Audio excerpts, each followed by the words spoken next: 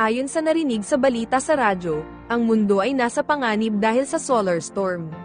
Sinabi ng mekaniko na wala itong katuturan at mas naniniwala siya sa alien na malapit nang sakupin ang buong mundo.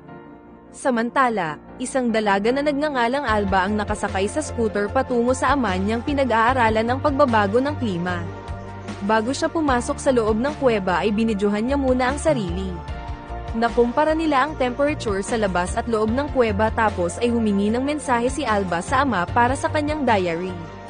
Nagbigay ito ng mensahe na kung aalagaan natin ang kalikasan ay aalagaan din tayo nito. Di nagtagal ay bumalik siya sa syudad at nadaanan ng estudyante niyang si Didak at ina nito. Kinumusta ng ina ni Didak si Alba tungkol sa progreso ng anak niya sa Ingles. Nagsabi ang teacher na maayos naman dahil nakikinig ito ng mabuti sa klase. Ilang saglit pa ay may dumaan na mga kabataan na binuli si Didak. Mabuti na lang at nandoon ang ina niya na pinaalis ang mga bully. Pagbalik ni Alba sa kanilang bahay ay inabutan niya ang ama na naghahanda patungo sa Barcelona. Saglit silang nag-usap dahil nagmamadali ang ama niya. Nang yakapin siya ng ama bago umalis ay pinigilan niya ito dahil marumi ang mga kamay nito.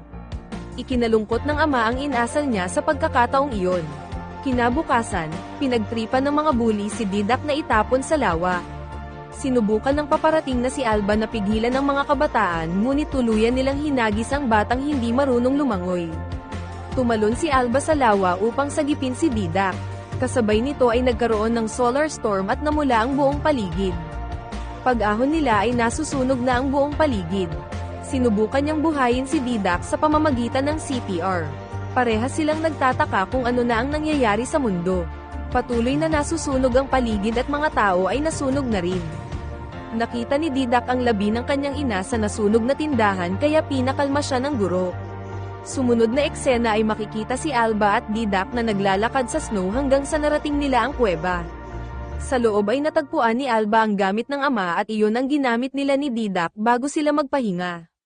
Kinabukasan ay umalis sila upang tignan ang bahay ni Alba. Naiyak si Alba na makitang nawasak ang kanilang bahay. Tinungo nila ang buo pang farmhouse at natuklasan nilang sira ang telepono, radyo at iba pang gadget. Sa kabutihang palad ay gumagana ang solar charger.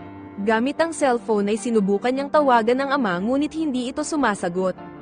Nagpasya silang lumabas upang maghanap ng tulong. Sa labas ay nakita nila kung gaano kagrabe ang sakunang nangyari. Nang ipakita ni Didak ang nakuhang baril sa likod ng police car ay binawalan siya ng guro na huwag pakialaman iyon. Biglang naisip ni Alba na magpunta sila sa Barcelona kaya kinuha niya ang isang motor. Nang itulak ito ni Didak ay natumba siya at nasugatan sa nakausling bakal kaya nagpasya silang bumalik sa farmhouse.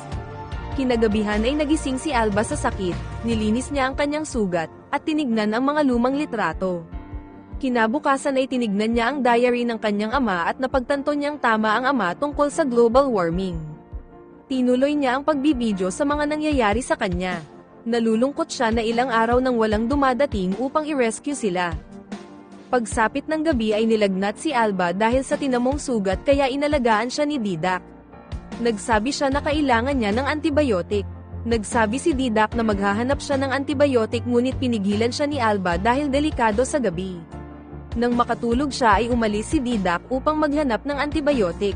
Bumalik siya na may dalang gamot at tinurak ito kay Alba.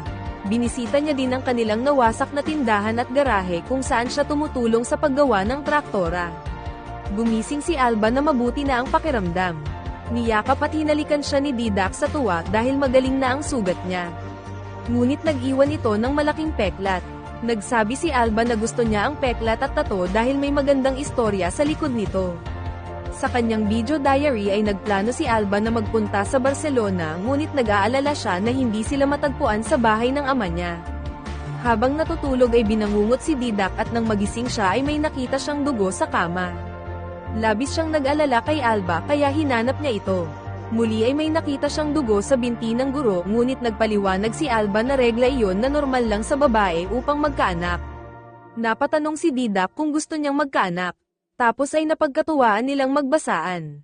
Nang makita ni Didak na bumakat ang pases ay sinubukan niyang hipuin ito ngunit pinigilan siya ni Alba na nagsabing bata pa siya para sa bagay na iyon. Matapos ang ilang araw ay makikitang pinagpapraktisan ni Didac ang isang rifle ngunit pinigilan siya ni Alba dahil ayaw niyang masaktan siya. Nagsabi ang bata na para iyon sa proteksyon nilang dalawa. Tapos ay sumunod din siya at inis na naglakad palayo. Pagkalipas ng 3 buwan ay nagduda na si Alba na may sasagip pa sa kanila.